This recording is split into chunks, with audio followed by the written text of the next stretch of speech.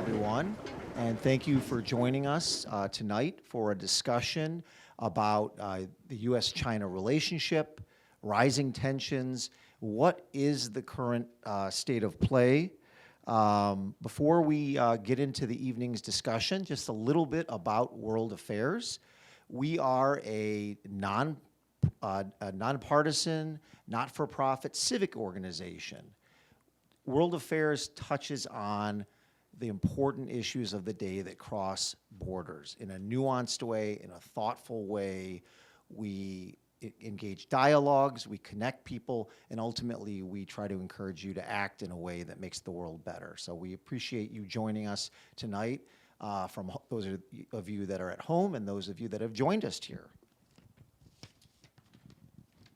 I'm Dean Felk, and I'm a trustee of World Affairs. I'm also the Northern California regional managing partner of DLA Piper, and we're a global law firm.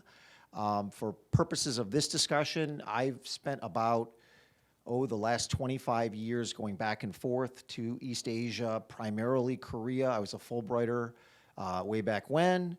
More recently, I was an Eisenhower Fellow to China about 5 or 6 years ago. So not a China expert, but some experience in the region. We are very delighted to have with us tonight Mr. Isaac Stone Fish, who is a well-known author, business executive, and media commentator. And Isaac's a friend, and he's somebody that I'm seeing in the media a lot. A very, very fresh voice on U.S. China relations, and he is the CEO of Strategy Risks, which focuses on research and consulting related to doing business with China. He's a visiting fellow at the Atlantic Council, and previously he was a journalist. He said he got out of journalism because it was just way too lucrative. Drowning in. He was the Asia editor for Foreign Policy. He spent about 7 years on the ground in China, including a tenure as the Beijing correspondent for Newsweek. So he's got a lot of experience on the ground and across sectors. And he's, as I say, very, very much a fresh voice on the scene. And so we're really excited to have him tonight at World Affairs. Welcome, Isaac. Thank you, Dean. Good to be here. Well, why don't we start sort of at the beginning? I mean, I will say, your book in some ways is not necessarily controversial, but doesn't pull any punches. But at the same time, you really approach China from someone who's had I think a love of the country and the culture. And how did you get interested in China and sort of make it such a career path? Right, so to really start from the beginning, I was born in Indiana, grew up in Syracuse, wanted to get as far away as possible. Syracuse is, I don't know if anyone's been there, it's this very provincial city in upstate New York. The Chinese call it Xuecheng, which literally means snow city, and that's one of the things the city's best known for. So when I was 17, I thought about going to Bolivia or Senegal on a summer program, but Xinjiang in Western China seemed further away. And for that, I was right. It is further away from New York. And it felt so transformative to me. It was a place that I didn't really know how to grapple with. And my young brain thought, well, China is big, so I will never get bored because there always will be different parts of it to go. And so started going then, got the bug, spent a lot of time there in my 20s. Glad I put the time in. Glad I'm not living there now.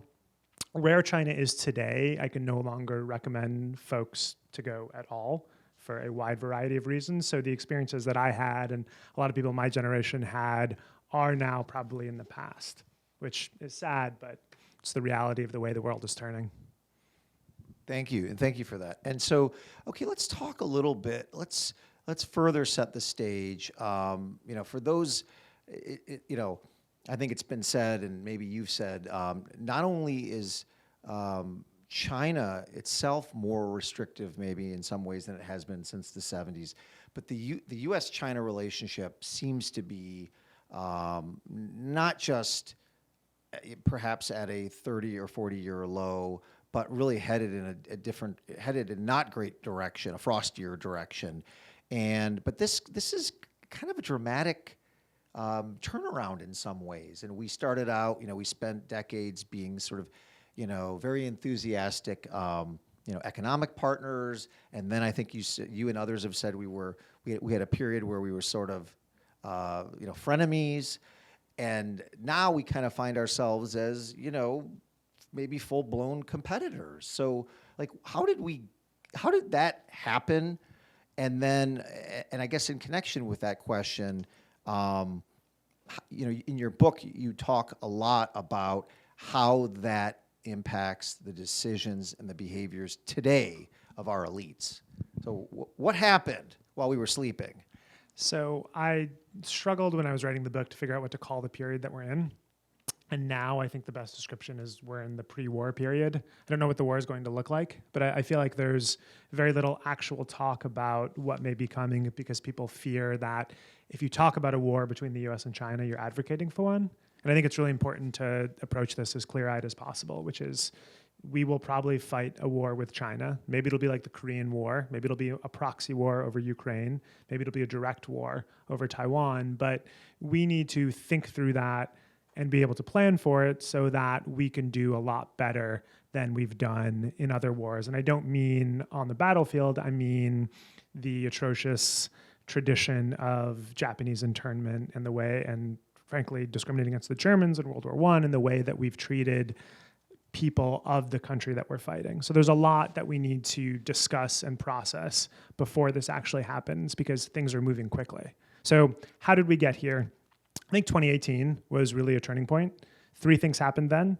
One is we started hearing credible reports about crimes against humanity, genocide in Xinjiang, the region in northwest China where upwards of 1 million Muslims and others have been held in concentration camps.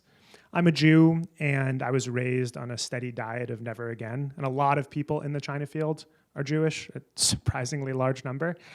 And for me, it was one of those, well, here we are again. How are we letting this happen? And so that was a transformative moment for me. It was for a lot of people, both inside and outside of China. I really want to push back against the idea that the West is concerned with China's genocide and Chinese people are all supportive of the regime.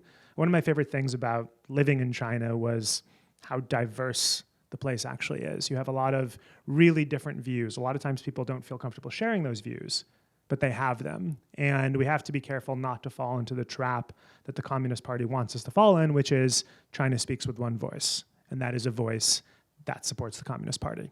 So that's one thing.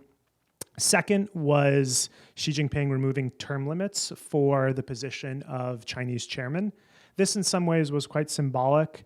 There was only one actual peaceful transition of power in Communist Party history, and that was Hu Jintao to Xi Jinping. So Xi was not really upending tradition and more going back to the way that party politics have been playing. But people saw that and thought, okay, maybe he is trying to pave his way to being dictator for life. And then the third is the very real fact of the Chinese economy reaching near parity with the United States, which started to crystallize in a lot of people's minds around that time period. And I fully believe that had Hillary won in 2016, she would have taken on a lot of very similar policies. And we're seeing that with Biden today. We're seeing a really striking continuation of his China policies. So that's the first part of your question. What was the second part, Dean, that I might have drowned out there? I was kind of wondering if we talk about the elites, because we spent,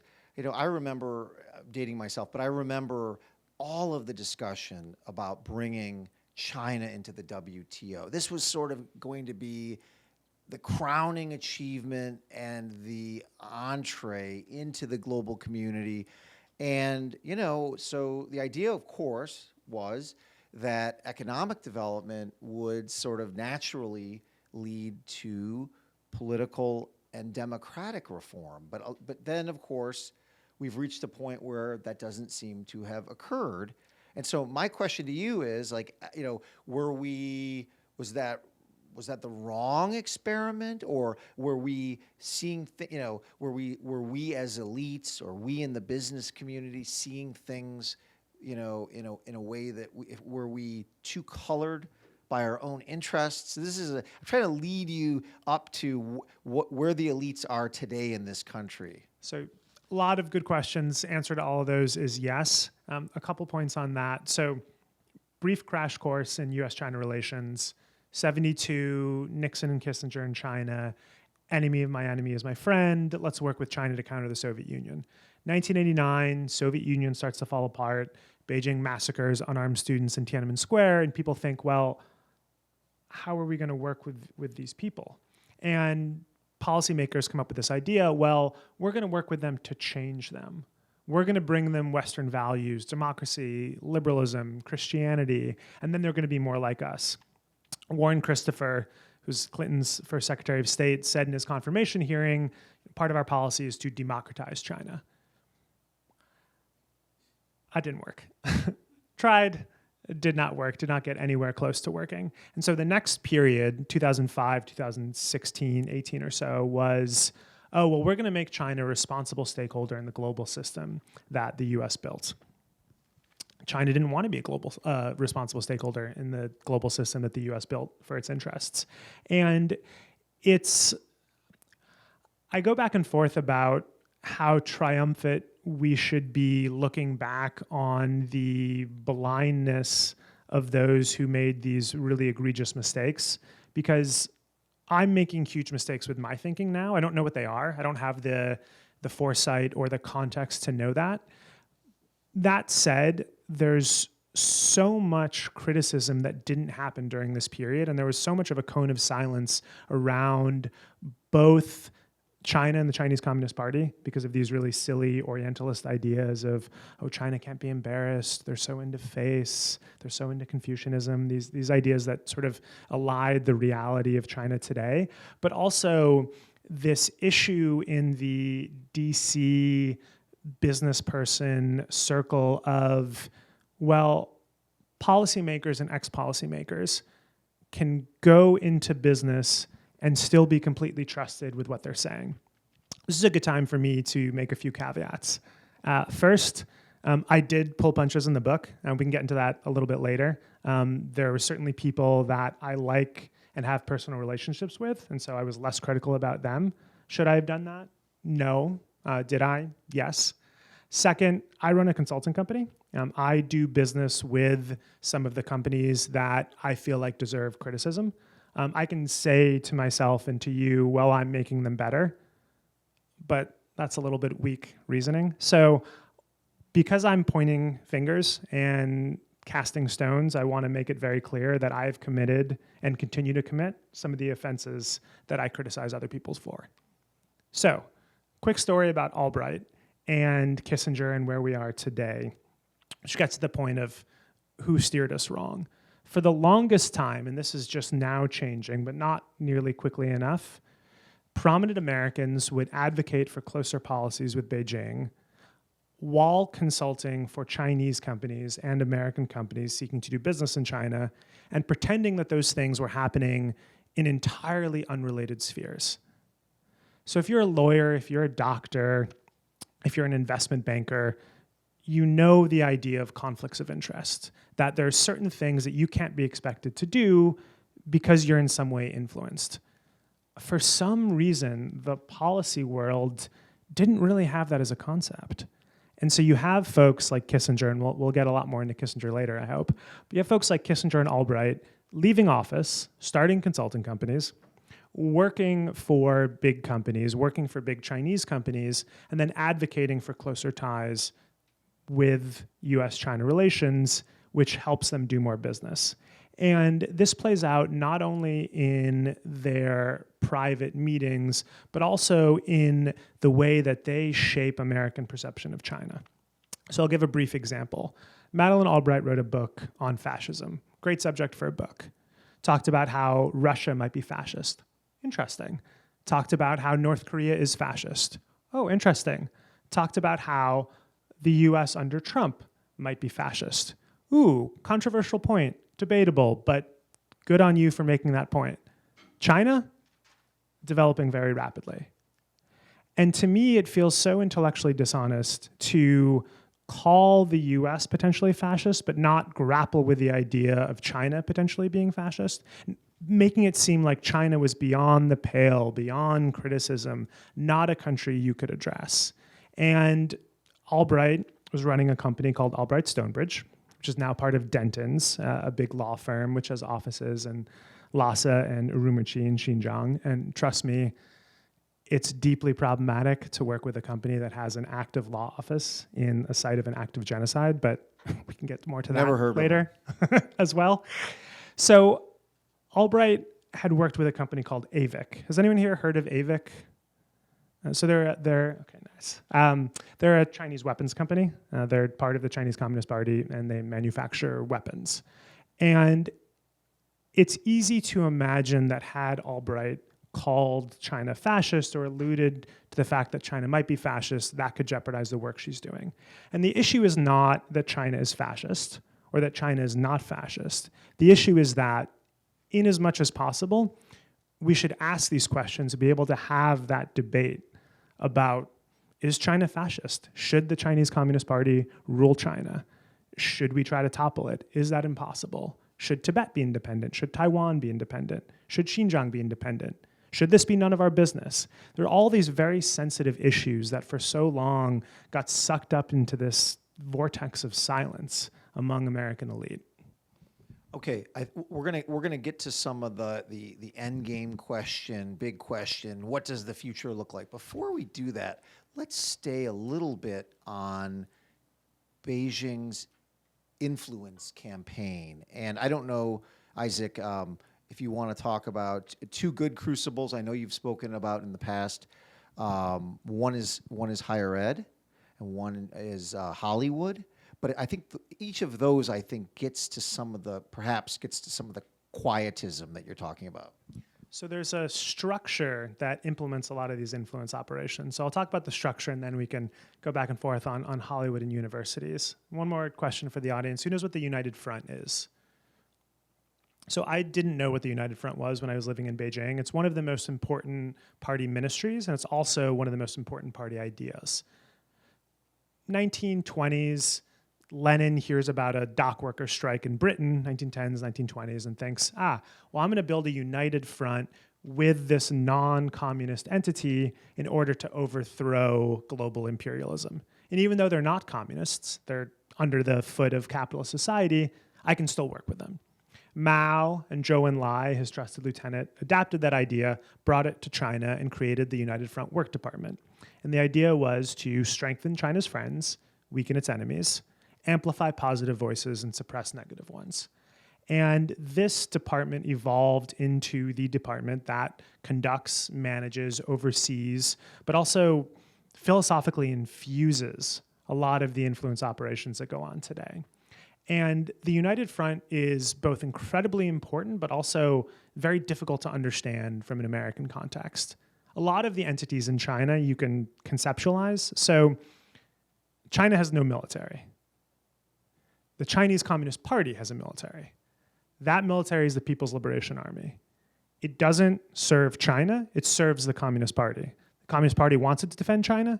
Great. Communist Party wants it not to defend China? Great. The army swears loyalty to the party. But that you can understand in American context.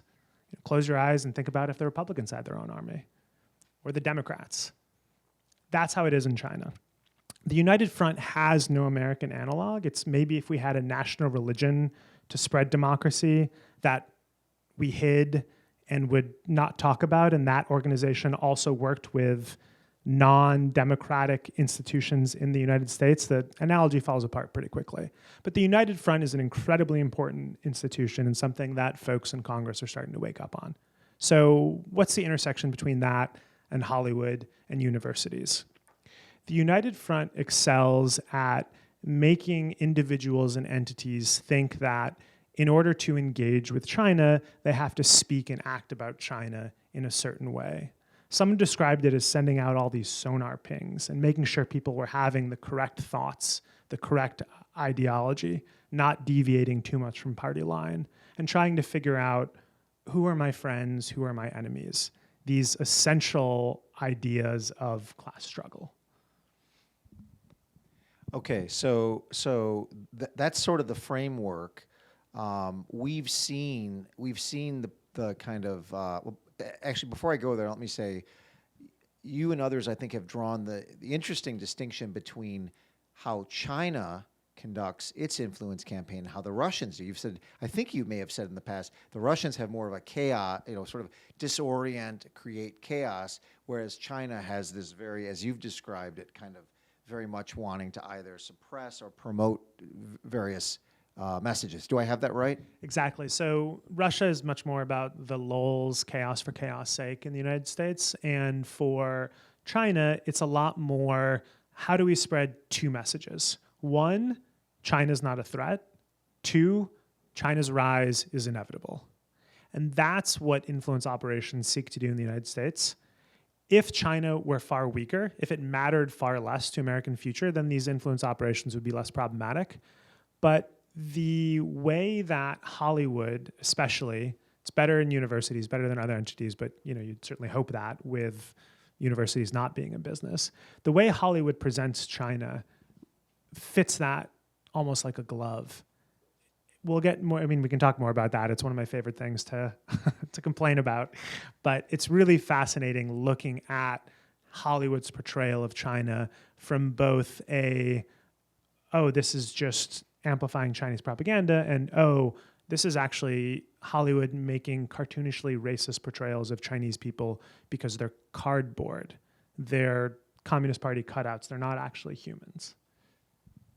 Interestingly, and I think I'd also heard a lot of references to the Wolf Warrior. Maybe there's a sequel or Wolf Warrior 2 movies in China. But I think you had made the point that some of the critiques in that movie of Chinese industrialists were actually more biting than really what Hollywood is able to do. Is that also on the mark? Exactly. So I had a eureka moment at a movie theater in Chongqing in 2017, and was watching Wolf Warrior 2, which is this embarrassingly jingoistic film about a Chinese special forces op going to Africa, unnamed country in Africa. Rambo, basically.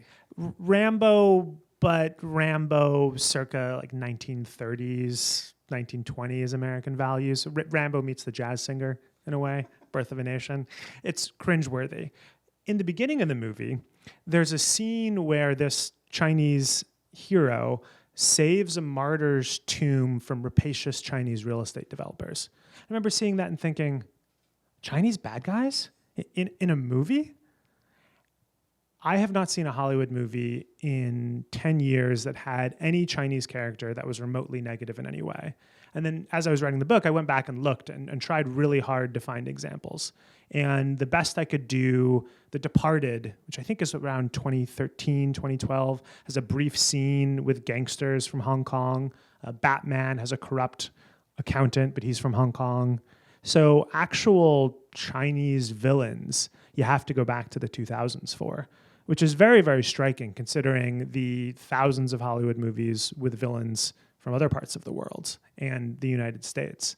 And the problem is not, let's go back to the cringeworthy racism of Hollywood in the 1960s, a la Breakfast at Tiffany's and other films like that. The issue is that you can't portray a race as just being one thing. If everyone is good, it's frankly almost as bad as everyone being bad. And so I thought about that from the Jewish context. If every Hollywood movie that had a Jew had a line like, I'm so glad that we were able to call this Jewish lawyer to come and help us save these problems, that would be a huge, huge problem. But that's how Chinese people and Chinese Americans are portrayed in movies today. They're not portrayed with the flaws and complexities that define our species. They're portrayed as angels, and that's dehumanizing. Fair point. Okay, so jumping to higher ed, again, as an example of influence or where we find ourselves, however you want to go with that. If from the perspective of the sort of economic imperatives of universities, obviously now in terms of their reliance on overseas students, or I guess some of the research grants that we were seeing in terms of the largesse of China, and whether is it dangerous if it's in the natural sciences? Shouldn't that be above politics? So the biggest problem with American universities in China is that some American professors and some university administrators will, in order to preserve their access or their school's relationship with China, self-censor, censor, suppress critical information, amplify positive information, again, those United Front ideals, for guided or misguided reasons. And the issue is less the hundreds of thousands of Chinese students at American universities and more Beijing's ability and willingness to use those students both as pawns, but also as, this is one of the hardest things to talk about because it's such a complicated issue, but a sizable minority, no one knows how many, of Chinese students inform on other Chinese students. And so you have this situation in university classrooms where someone, let's say you have 3 Chinese students in a class, or 15 Chinese students in a class. You don't want it to be your job to figure out who's identifying, who's informing on other people. And sometimes informing on other people can be something as simple as like sending a WeChat message to a friend who's a student at a university in China who has party ties and then sends that information to someone who has ties to the Ministry of State Security. Sometimes it can be very, very subtle, and you don't know that you're informing on someone else. But how do you teach in a free and fair way about issues that you want to share with Chinese students because they're incredibly important, issues about the party's legitimacy, Xinjiang, Taiwan, Tibet? How do you do that in a way that both promotes a free debate, doesn't encourage Chinese students to inform on other Chinese students, but also doesn't get Chinese students in trouble so that when they go back to China, they're bringing ideas that will be dangerous to them? There was a student a few years ago, I think at the University of Minnesota, who was, I guess from a Chinese perspective, radicalized by what he learned at that school, tweeted negative things about Xi Jinping, goes back to China. Minnesota's pretty radical too. It's a pretty radical place. Goes back to China and then goes to jail, gets arrested for what he tweets in this country. And so it's a really, really difficult conversation to even have because you don't want to say, oh, some Chinese students are spies, but some Chinese students are spies and some Chinese students spy on other Chinese students. And it's far worse in China because of the way the system is there, but it happens here too. And how do you talk about that without creating an unsafe or jingoistic environment for Chinese students here? How do you build the resilience into universities so that they can create a safe space in the earlier sense of the word? And then to make things even more complicated, what do we do if the US and China go to war? How do we manage that? What should universities do? And what I tell people is the US government's going to be more involved with universities' relationship with China. And the US government doesn't want that, and universities certainly do not want that. And so universities need to be able to do something that shows their willingness to support national security, as painful as that might sound, because it's far better than the US government getting involved. I mean, we still take off our shoes at airports because of a failed bombing attempt 20 plus years ago. Like, think about the US government mucking up the process in universities. It would be catastrophic. But national security is its own imperative. And so what can universities do? Well, they need to figure out how do they both adhere to their values and not jeopardize the relationship they have with the US government. It's very, very challenging. Yes. I still take off my shoes before I go in the house too, so it's amazing. You're a true American hero, Dean.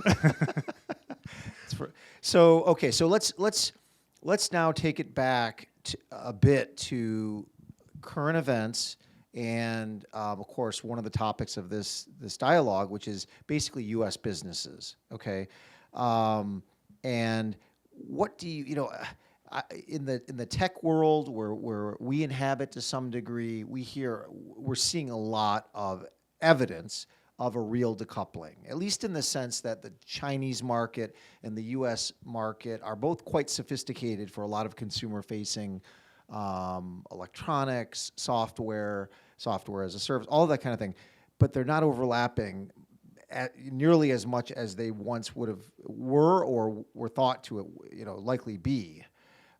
So in that sense, do you think there is a decoupling going on? But then I see some data from the Commerce Department saying that some of the trade levels between the U.S. and China are at all-time high. So what is the state of affairs?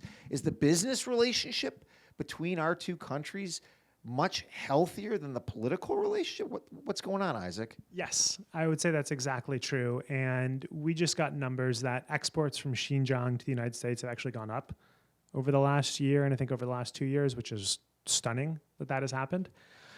I would say that on the one hand, the business relationship is healthier or more enmeshed, depending on which side you're on, so to speak.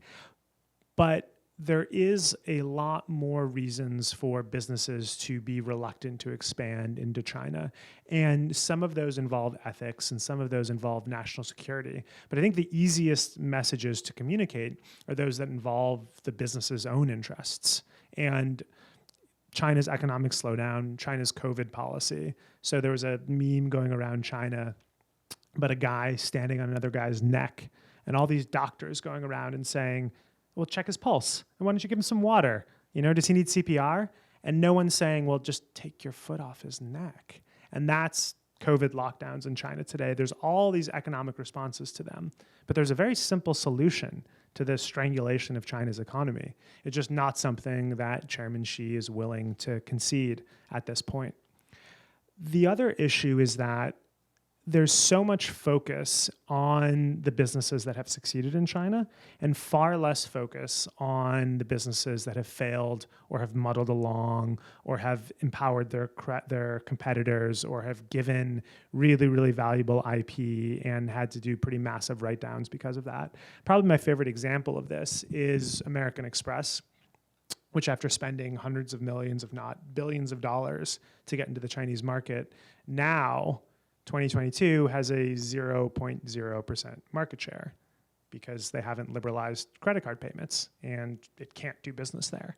And so for every Tesla, which has made a lot of money in China, and it's a long checkered relationship with the party, which may or may not help it in the end and certainly hurts Musk and SpaceX, but it's a different story. There's so many other examples of companies that haven't done nearly as well as they would have hoped.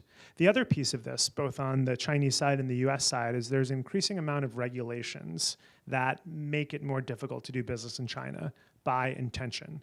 So there's something called the Uyghur Forced Labor Prevention Act, implemented June 21st, which says everything that comes from Xinjiang to the United States is presumed to have been made with forced labor and therefore can't come into the United States. So companies are trying to figure out, well, how do I remove Xinjiang from my supply chain? And the reason Congress is doing this is not because of the human rights abuses in Xinjiang. They're doing this because it's a great way to reduce U.S. exposure to China. This is good. So Taiwan is a topic that we're hearing a lot about today, and part of it may be the evolution of the situation in Hong Kong and the loss of freedoms in Hong Kong. Part of it may be that we're seeing, an attempt to rewrite political lines in Ukraine, or the fact that we've just faced a lot of supply chain disruptions already, in the aftermath or during the pandemic.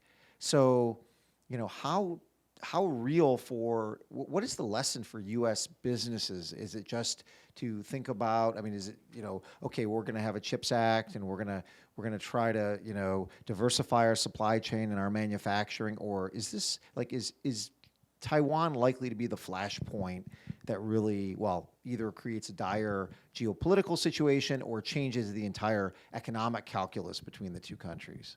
So there's this concept of a black swan, which is this hugely unpredictable event that changes the way the world works. And people say that COVID was that. COVID for all we knew in November, December, January, February 2020, it was difficult to predict, and it was certainly difficult to predict how transformative it is. The war between China and Taiwan, and probably the US over Taiwan, is not. It's still unlikely to happen, I would say. I put it, and it's hard to have any realistic numbers, but call it 10 to 20%. That is very predictable. That is something you can plan against. This is not, a meteor strike or a global pandemic or an explosion of a nuclear facility. This is something that we can see now. Beijing has been incredibly explicit about its desire and willingness to retake Taiwan, and the Taiwanese are very explicit that this is a major, major threat. And so US business leaders need to act on this for really three reasons, you could say. One is that the disruptions are going to be so massive, you should start planning today. Two is that shareholder lawsuit, this is a risk that you didn't plan for. You can expect that being a fairly easy thing for someone to litigate against you on. The third is ethical. I'm very worried about how the US is going to treat Chinese and Chinese Americans in this country in the case of a war. I'm a lot more worried about how Beijing is going to treat both Americans and Chinese who've worked in American companies if a war starts. And there are many American employers who have hundreds of thousands in total, probably millions of Chinese people living in China today have worked in American companies. And a not insignificant minority of them will probably be seen as enemy combatants. And that is a major, major ethical issue and a major responsibility for businesses, global businesses, American businesses in China today. So it's incredibly difficult to predict to make predictions, and particularly about the future. But where do you, Yogi Berra, or paraphrasing, where would you say, like, what's the likelihood of an invasion of Taiwan in the next, let's say, five to 10 years? So I'm a lot more worried about the next, 6 months to 2 years than 5 to 10 years. And I think there's a lot of talk, China's going to do X in 2049 or 2034. And there's this idea of China as a country dominated by 5-year plans as opposed to the crossing the river by feeling the stones. I think the way we should look at the odds is there's Taiwan, and then there's a conflict arising about everything else. And so let's say there's a 10% chance, and again, numbers, 10% chance that Beijing invades Taiwan in the next 2 years. Beijing has active territorial disputes or spats or conflicting relations with most of its neighbors.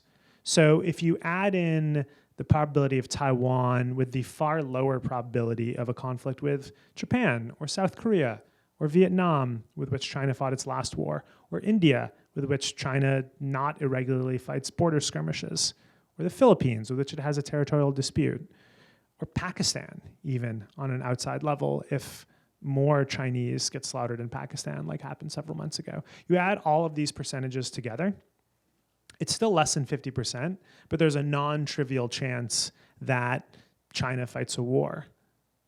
And the US, again, depending on where it is, how expensive a war, could very well get involved.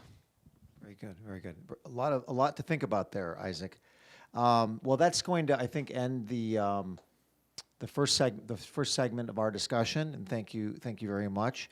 America the Second can be found online, Amazon, your local bookseller. Isaac, if we want to follow your latest thought leadership, I know you're splashed all over media outlets, but where can we find you? So I hate to say follow me on Twitter, so I won't say that, but I think there's a lot of really excellent people writing about China and talking about China these days. So there's a lot of really fantastic writing in the Times and the Journal. And on an entirely different area, Dean just wrote a fantastic new book too. So unrelated to China, so not part of this conversation, but something to keep an eye out for. Thanks, Isaac. And to learn more about World Affairs and the online programming, the in-person programming, live streaming programming, go to www.worldaffairs.org. And I need to give a plug for the September 20th program, Hong Kong, a Democracy Movement in Exile. So thank you everyone at home for joining us. And for those of you in the room, we're going to take a short 5-minute break. Please grab some refreshments. I think after this discussion, you may want something a little stronger if you're age appropriate. And then we will reconvene in about 5 minutes and do our off the record, more formal Q&A session. Thanks.